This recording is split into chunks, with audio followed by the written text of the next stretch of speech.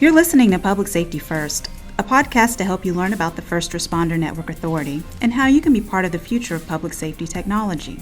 And now, your host. Welcome to the Public Safety First podcast. I'm Lori Stone. I serve as a senior public safety advisor with the First Responder Network Authority. I'm joined today by Dave Mulholland, administrator of the Arlington County Emergency Communications Center in Virginia, and Scott Boggs, Managing Director of the Metropolitan Washington Council of Governments, Department of Homeland Security and Public Safety. Both bring a wealth of experience in public safety and communications in the National Capital Region. On the podcast, we'll be discussing Arlington's efforts to launch remote dispatching and remote supervision. They are one of the first ECCs in the nation to pursue these cutting-edge capabilities. We're so pleased that you both could join us today. Welcome to the podcast. Dave, let's start with you. Can you tell us a bit about your background and career in public safety? I'm Dave Mulholland. I have about 33 years in public safety. 27 years I spent in the federal government, federal law enforcement, retired as a major with the U.S. Park Police. I spent 1 year as the statewide interoperability coordinator for the District of Columbia, and I have been here since May of 2017 as the administrator or director of the Arlington County Emergency Communications Center, or our 911 center here in Arlington. I also have served in a variety of roles with the Metropolitan Washington Council of Governments. Currently, I am the co-chair of the COG 911 Directors Committee, and I am chair of the COG Interoperable Communications Regional Programmatic Working Group, which is a cross-cutting group of practitioners that focus on dealing with ensuring that we can share information in a seamless and transparent manner despite any circumstance. Thank you, Dave. My name is Scott Boggs. I am currently the Director of Homeland Security and Public Safety at Metropolitan Washington Council of Governments. Previously, I spent over 26 years in fire and rescue, also serving in law enforcement roles as in 911 centers as support for the dispatch operations. In the last 4 years, I've spent coordinating with public safety partners from around the region, law enforcement, fire and rescue, health officials, and many others, including executives at the local government level. Dave, please tell us what you're doing with Arlington County Emergency Communications Center. This has been something that's been long practiced and dreamed of, and you've made it a reality. Can you walk us through what you're doing? So the year 2020 brought us some surprises, and it taught us a lot of lessons. The first thing it taught us was that we should be prepared for anything that happens, and we need to be really creative to think about what those things are that could happen. COVID was the first surprise that came to us. Some of the other things weren't necessarily surprises, but we've never envisioned having, for example, a major pandemic, major civil unrest, and a major weather incident all occur at the same time. The concern that we had in Arlington was sustainability of our operation. Any one of those instances could create a hardship for our folks even getting to our brick and mortar center. COVID added the additional hardship of not only people being able to get in, but having people here and keeping them safe and healthy while they're here.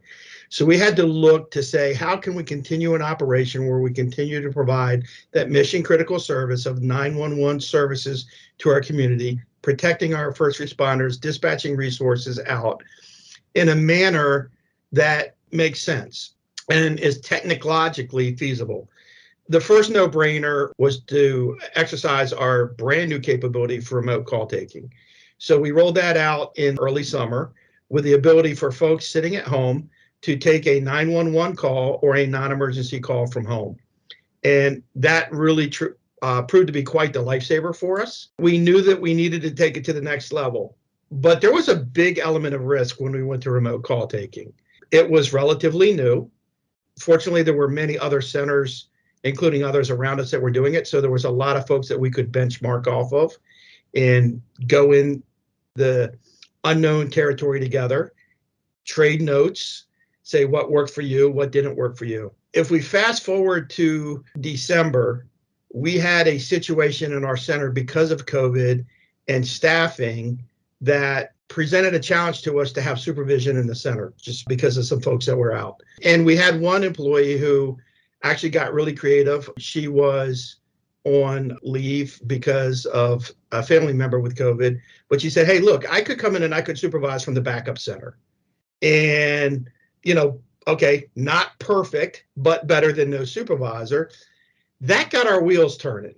If you could supervise from the backup center, and of course you have the full range of capability there, why couldn't you supervise certain parts of the operation from 30 miles down the road or wherever? So we started to put some thought to that. And as soon as we went to remote call taking, we started having the conversation about being able to dispatch from home as well. There are challenges to that. I would say the primary challenge is nobody else has really done that. So there's nobody to compare notes with. There's no best practices. There's no lessons learned. How do you do it? There's a lot of questions. And so we weren't going to let the questions keep us back. And we made a conscious decision that we would do both remote dispatch and remote supervision at the same time. We did it only from the fire side with a very successful rollout when we did that. And again, what this does is it provides us a continuity of operations despite circumstances. So when we saw civil unrest start to pick up, we're able to have folks from home log in, whereas they might have had 2-hour delay just to get into work. They're instantaneously available for us to support the mission. So that's interesting. You mentioned that you have only rolled out remote dispatch and supervision for the fire side at this point. What was the reason? Yeah, great question of why did we only limit it to fire dispatch? And to be quite honest with you, it's the challenges of law enforcement dispatch. The primary one being there are some significant security requirements that go with our ability to access criminal information networks. So in Virginia, it's the Virginia Criminal Information Network. There are CJIS security requirements at a federal level that guide the state requirements, and then there's additional state requirements. It is a very restricted environment in which you can access that information. So we just thought that inherently fire dispatch, fire EMS dispatch, that was the place to start. That's what made sense to us because of the structure, because there is less restrictions. Well, this is certainly trailblazing technology. Your center is one of the first in the nation to launch these capabilities. How did you roll it out safely for dispatchers and the first responders they support? So what I will tell you is when we rolled out remote supervision and remote dispatch, we did so with a safety net. First of all, we clearly communicated with our fire department. We let them know, hey, this is what we're going to do. And, there's a little bit of angst with that. But we offset that angst by saying, here's the safety net. There will be a dispatcher sitting live in the center as if they are the dispatcher for that talk group, just in case if for whatever reason the person at home disconnects, that person that's there live will automatically jump in. So what I could say is probably for the first 30 or 60, 90 days, as we remote dispatch, we will always have that secondary live safety net person in there. At some point, we will have a comfort level that the technology is sufficient, everything works well, and we'll fall back on saying, okay, so if something does happen, we know we have at least one other fire dispatcher sitting there. Just like COVID made us rethink how we do our work from a technical standpoint, this is also now forcing us to rethink how we do our work from the operational standpoint. It's also starting to force a conversation to say what services are absolutely 100% critical to the mission. So we would say probably more so in remote supervision, that's a doomsday scenario type of use for us, right? Our preference is to have our supervisors sitting in the center. But now we know that if something happens that takes out our ability to have a supervisor sitting in here, we can still deliver that service. So, David, let's talk about getting there. Can you walk us through what you had to have in place? I will tell you that different centers have had different approaches.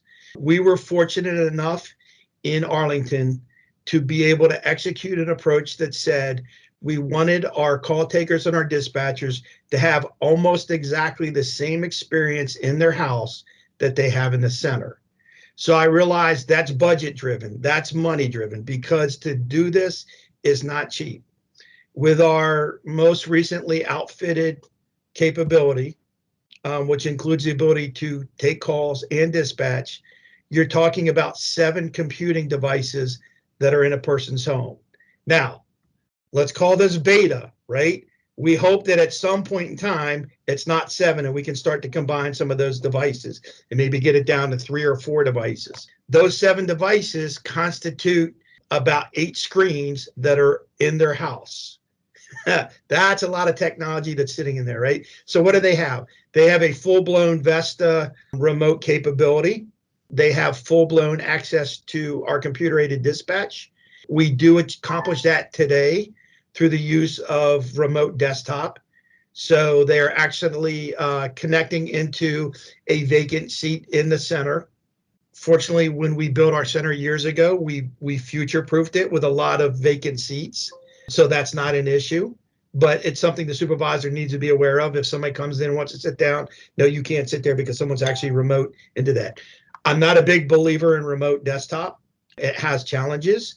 So our next iteration of CAD will be a hybrid in the cloud solution with some type of local client that allows them access if you lose connectivity with the mothership. But the ability to connect to your CAD from any place at any time is key.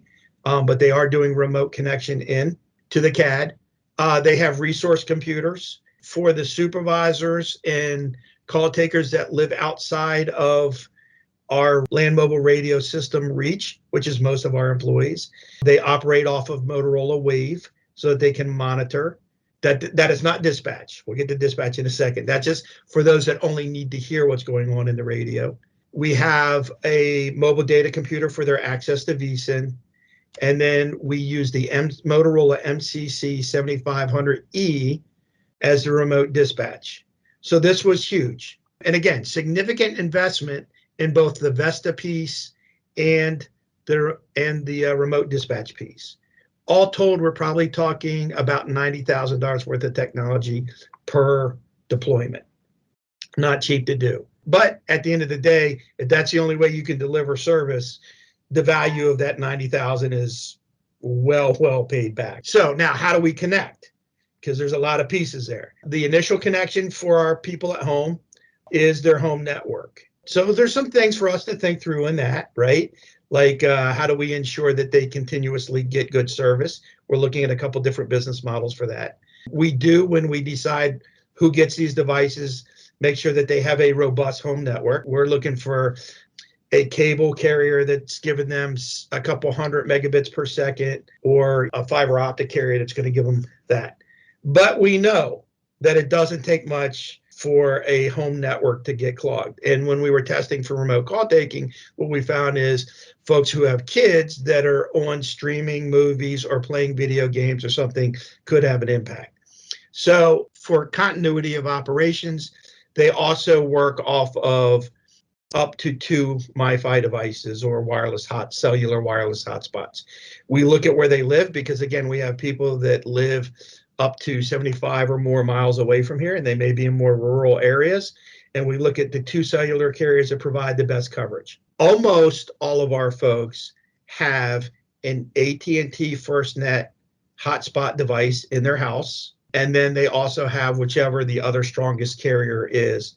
And we have them from time to time log in that way just to make sure, 1, they're used to it, and 2, that it still provides a service that needs to be provided. So when we did our debut of the remote dispatch, in the first half of the session that we did, our dispatcher was logged on by home network, and then at the halfway point logged off, and then logged on using the AT&T FirstNet device, and found that there was no issues using either one of those devices. So the ability to connect is huge. We are looking at routers which would allow us to put multiple SIM chips in and the home network, which would have an automatic failover, or look to say not just a failover, but look to say what's providing the most robust network, and I'm going to seamlessly move you over to that. That's in our next phase. So it sounds like you've done a whole lot of testing, a whole lot of preparation.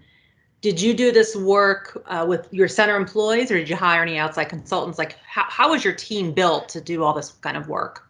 What we've done has been accomplished by an incredible team of people that are here. I will say that from the technical side, we were very cautious when we went into remote call taking. With remote supervision and remote dispatching, We just dove right into the pool. And again, I'll go back to what I said earlier. No one's done this before, really. There was no best practice document. There was no lessons learned. There was no, hey, who can I pick up a phone and talk to that maybe can give me some ideas? And what we decided to do was to do it with those safety nets in place. We recorded the sessions. And what that allowed for was in between the dispatch calls, the conversation as our dispatcher was going, man, never even thought about this, but we need to make sure the CAD can do this. Wow, never realized that I need to make sure that I need to turn this on. And I think out of a 1 hour session that we did, we came up with a better list of what do we need to do next time and how do we need to build out this infrastructure than if we had sat in a room for a week and said, hey, how should we do this? So, you know, this is the way it works in life. Someone's got to step out. Someone's got to do something so that the other folks can learn. We learned from other folks that were doing remote call taking. Now we think it's our turn to reach back and help other people. We do have a consultant that works for us, but he is not guiding the deployment of the technology. He is the one who's collecting all our lessons learned. Best practices document. We're getting ready to release about a 35-page lessons learned best practice document on remote call taking. He's also building our strategy of what are the steps we need to take so that we get to the ability to take calls remotely, dispatch remotely, supervise remotely, business as usual down the road. So I liked how you referred to using FirstNet in the COOP, mind frame of having it there, always running in the background when needed, able to provide that communications link that you have to have.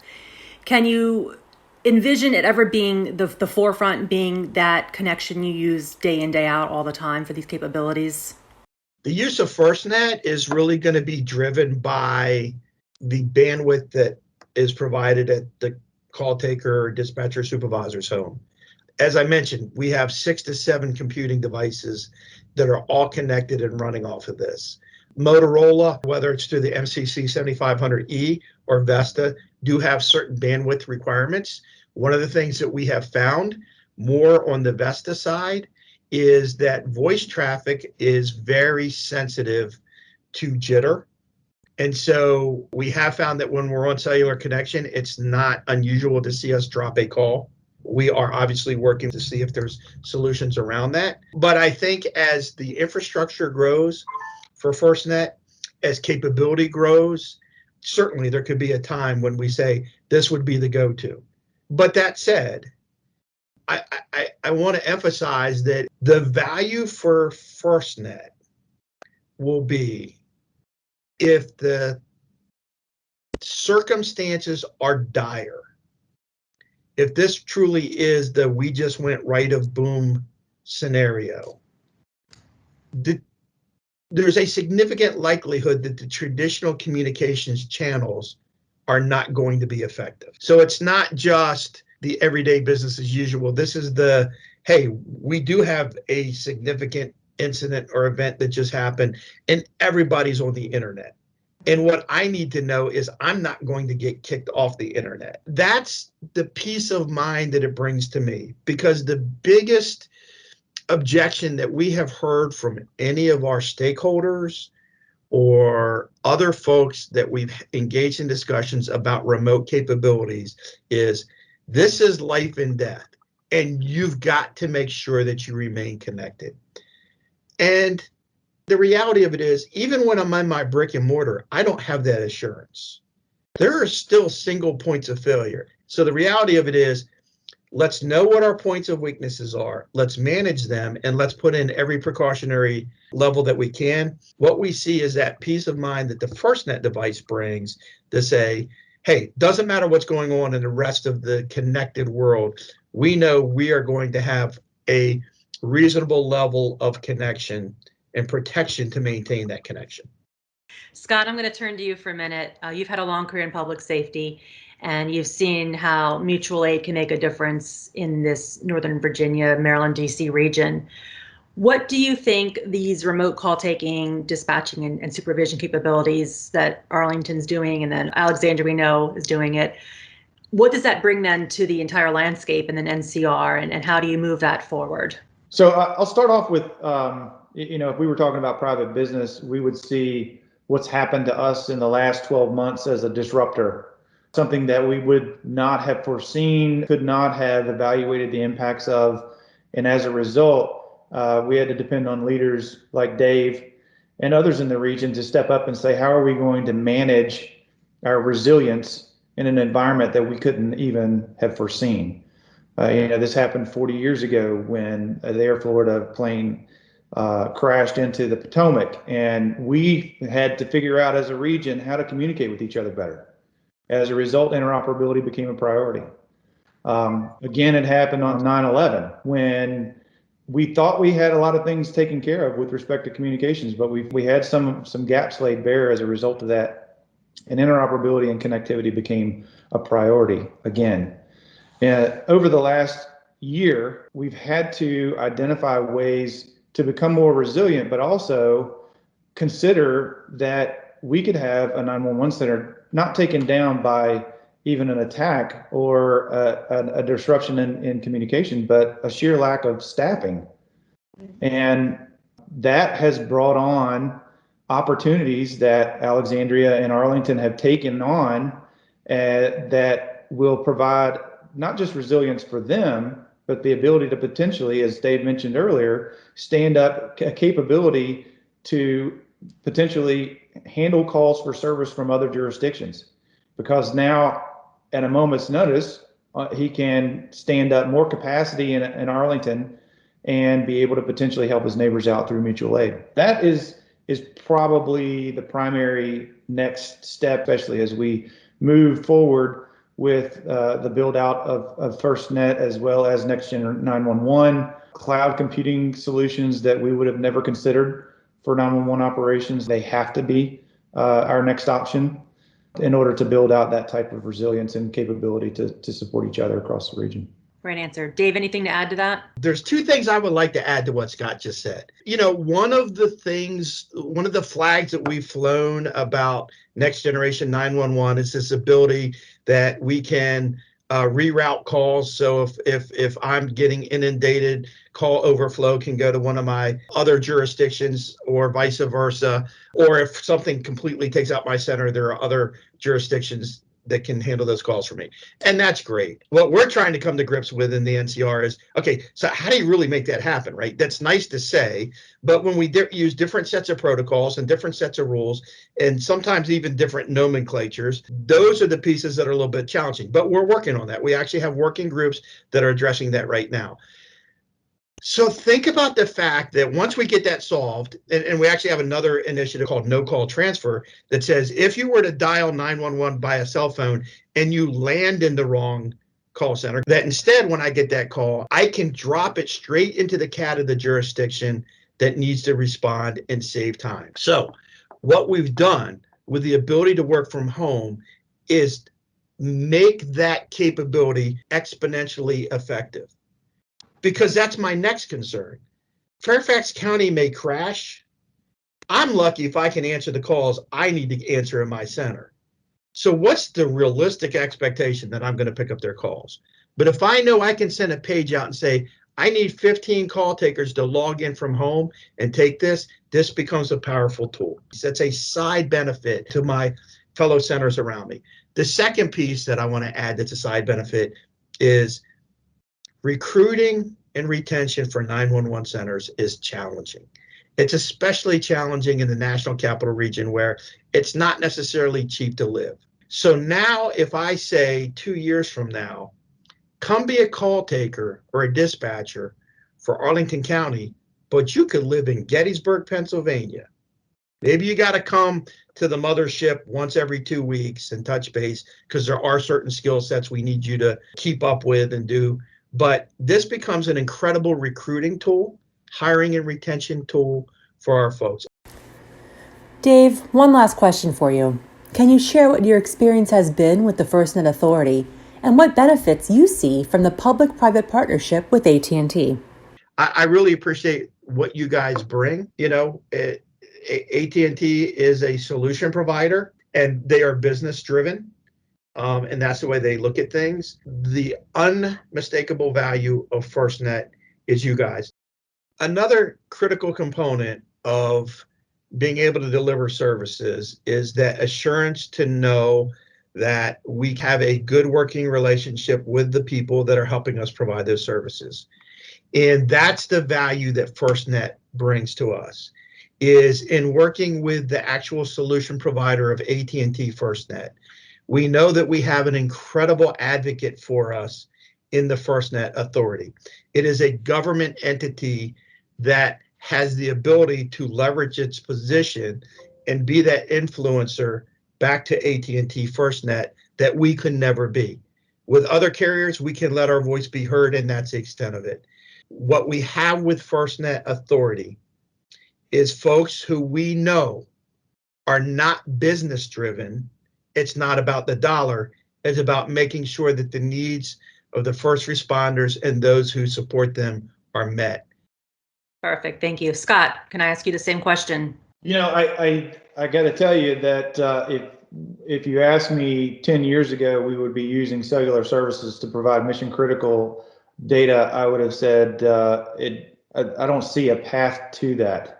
But because of FirstNet and the FirstNet Authority, we've been able in the National Capital Region to directly build relationships from the ground up. We were in communication with FirstNet staff, including Lori Stone, and started to express not only what our needs were, but also understand what the vision of FirstNet was. And as a result, now we have a much better confidence that we're really, truly becoming a part of a mission critical cellular data network. Well, gentlemen, thank you again so much. We're just very grateful for you spending the time with us. Thanks for listening today. We're excited to have you join our podcast community. Make sure to subscribe on iTunes, SoundCloud, and YouTube. You can learn more about the First Responder Network Authority at firstnet.gov and learn about FirstNet products and services at firstnet.com.